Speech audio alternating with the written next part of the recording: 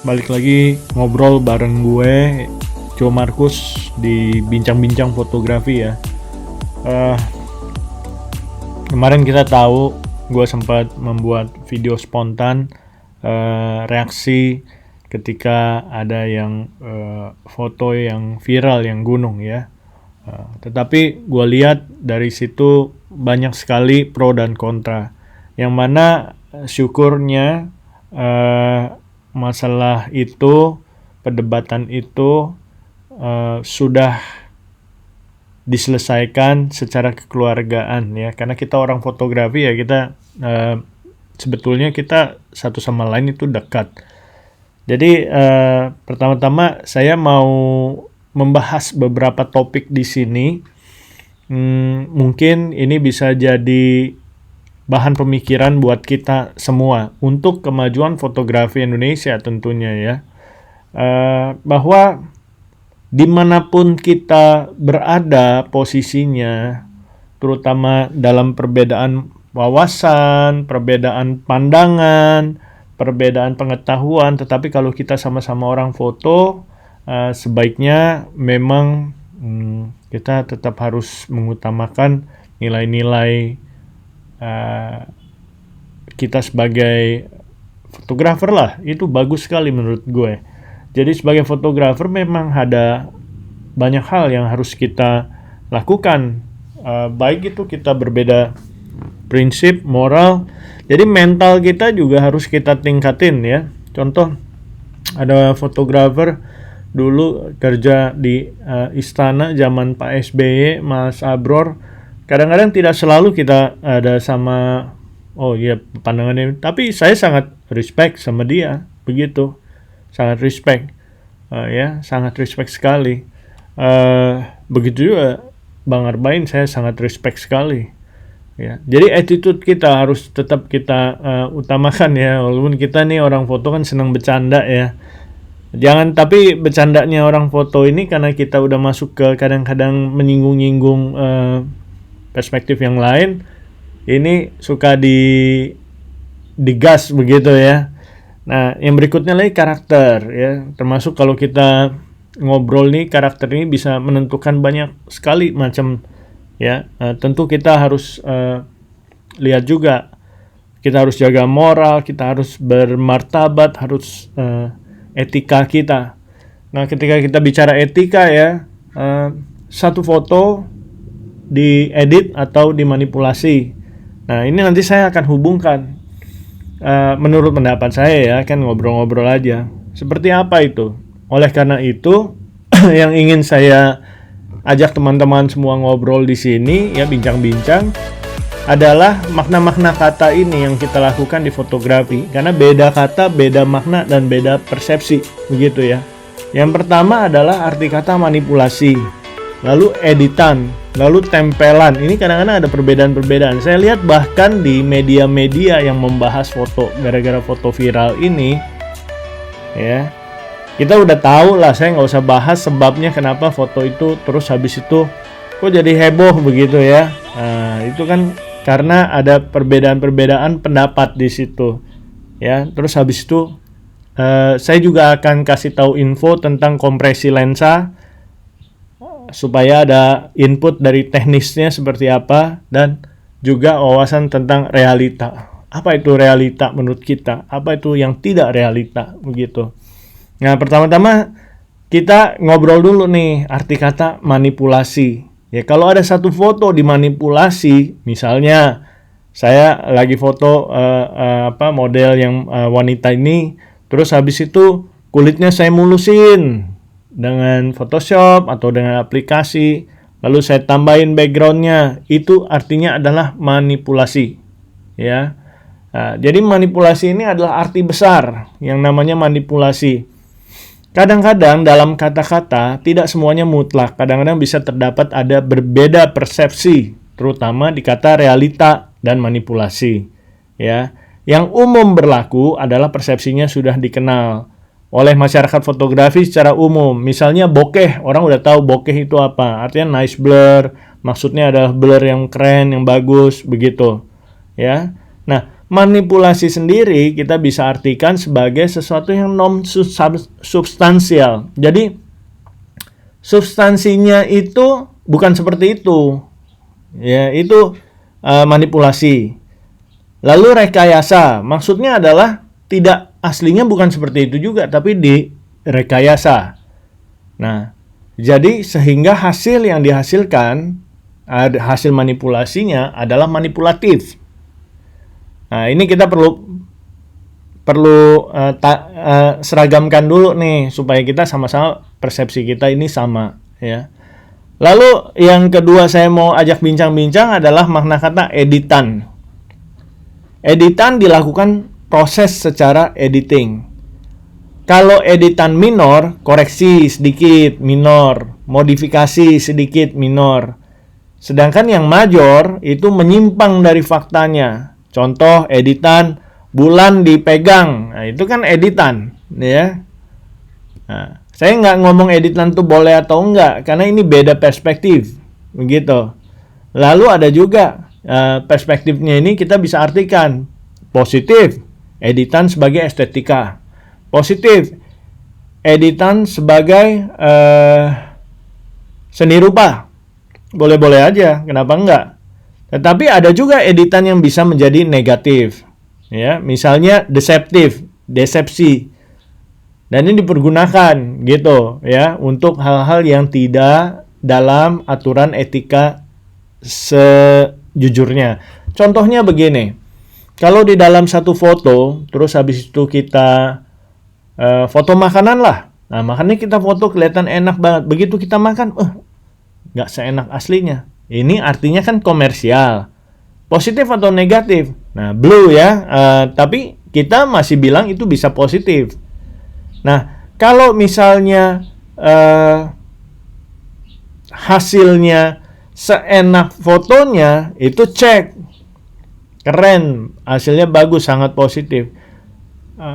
Tapi bisa juga ini masuk ke gray area ketika hasilnya ini nggak enak.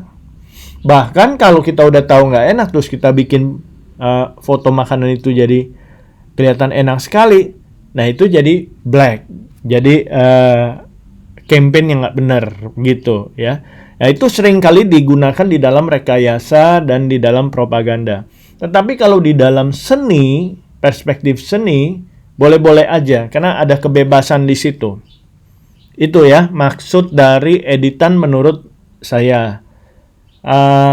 Tempelan, ini istilahnya biasanya ada objek ditaruh, objek itu sebetulnya tidak ada di situ, itu maksudnya tempel, jadi ditempel, diceplokin di situ, itu tempelan ya. Contohnya ini, model ini di fotonya di studio, nggak ada backgroundnya ceplok situ, itu namanya tempel, si model ditempel di background, misalnya begitu. Atau sebaliknya, dia nggak ada anting, terus antingnya dipisah, ambil, tempel situ, itu namanya tempel. Itu menurut istilah yang beredar, ya. Nah, ini memang sangat relatif sekali masalah-masalah seperti ini. Lalu saya hubungan sama yang kemarin itu ada foto viral dan banyak orang bilang itu bohong itu, tapi saya begitu lihat kan saya langsung bilang ini asli, saya bilang begitu. Kenapa? Karena satu, saya punya background yang saya memang sudah pernah lihat. Ketika masa kecil saya sering lewat jalan itu yang arah angle-nya itu kurang lebih sama. Ya. Sehingga saya tahu, oh ya gitu. Terus habis itu kalau dilihat gunungnya besar, itu namanya efek kompresi lensa. Saya akan jelasin ke teman-teman. Bahwa kalau kita lihat foto kemarin itu fotografernya itu pakai lensanya telefoto, ya. Normal adalah mata kita lihat 50 mm. Di bawah itu kita mulai masuk ke area medium dan wide angle. Ketika kita masuk ke tele itu masuk ke 100, 150 dan seterusnya 200, 300 itu kita sudah bilang telefoto di dalam jarak, ya. Nah, lalu perspektifnya. Kalau wide angle, ultra wide angle itu hampir 180 derajat ya. Di full frame fish eye itu ada 16 mm. Lalu ada lagi yang 24 mm itu angle-nya 84 derajat. Nah, ketika masuk ke 200 mm itu menyempit ke 12 derajat. Dan ketika ke 300 mm mungkin sekitar 8 derajat. Jadi kalau masuk di antara 260, ya prediksinya sekitar antara 9,10, kurang lebih begitulah ya, saya tidak hitung secara persis. Nah, ini referensinya. Kita bisa lihat.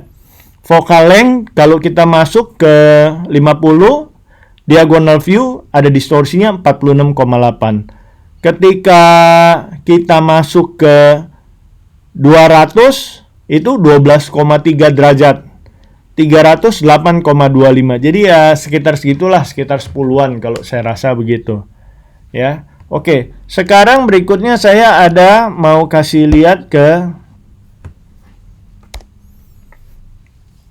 Oke, kita masuk ke video ini ya.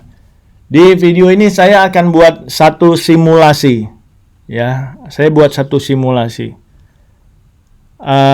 Misalnya kita lihat di situ ada gunung, saya taruh aja objek di situ. Nah, ini kalau kita pakai 50 mm, nah ini hasilnya kayak begini. Nah, sekarang kalau drone itu berapa milimeter? Kalau handphone itu berapa milimeter? Ya. Nah, sedangkan foto yang viral itu kemarin itu pakai telefoto. Jadi di sini ya, saya bikin satu area. Ini area yang saya bilang foreground. Latar belakang ini sebetulnya jauh sekali. Sama seperti matahari kalau kita foto di Cakrawala ya, matahari itu kan jauh banget. Tapi kadang-kadang kalau kita foto di angle yang tepat menggunakan lensa yang tepat, dia mataharinya bisa kelihatan gede. Begitu. Karena itu adalah optical effect. Ya. Nah, sekarang begini. Kalau ini foreground, ini background, dan kita pakai lensa 80 mm. Nah, seperti itu. Ya. Lalu kita pakai lagi f5,6. Oh, saya kurang paham ya kemarin pakai diafragma berapa, karena sekali lagi saya tidak lihat, saya tidak melihat row-nya ya. Jadi saya kira-kira aja lah. Nah, tapi saya mau kasih lihat kalau kita masuk ke 200 mm, berarti masuk ke angle of view menyempit dia. Jadi kamera ini begini, lensa nih, satu bidik. Nah, kita lihat atas ini ke foreground, background jauh. Jakarta, Bogor misalnya begitu. Ya. Tapi inilah yang terjadi. Nah, ketika posisinya rada tinggi sedikit, kan dari atas jembatan ya, itu bisa jadi kayak begini. Nah, ini 200 mm ya. Sekarang aku ganti lagi.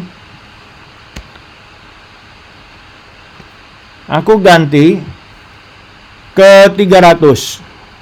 Di sini nggak ada 300, coba 70 300. Oke.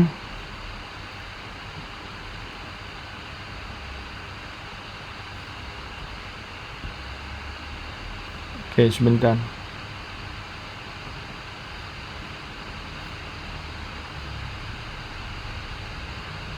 Ini 300. Oh ya, sekarang saya bikin. Nah, ini teman-teman hasilnya. Kalau di 260,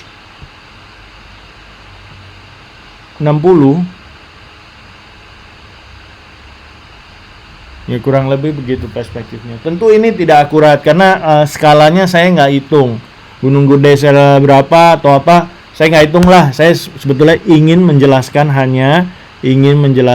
tentang logikanya aja. Karena gara-gara saya bikin reaktif terhadap foto itu, ada ya yang apa istilahnya, yang bilang anjing asli apa segala macam dengan kata-kata yang lucu-lucu.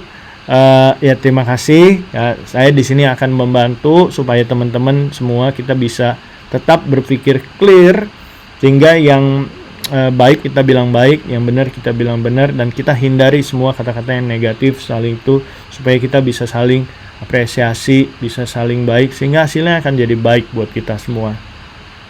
Begitu ya teman-teman ya, saya sharing video, semoga ada manfaatnya buat kita semua. Terima kasih.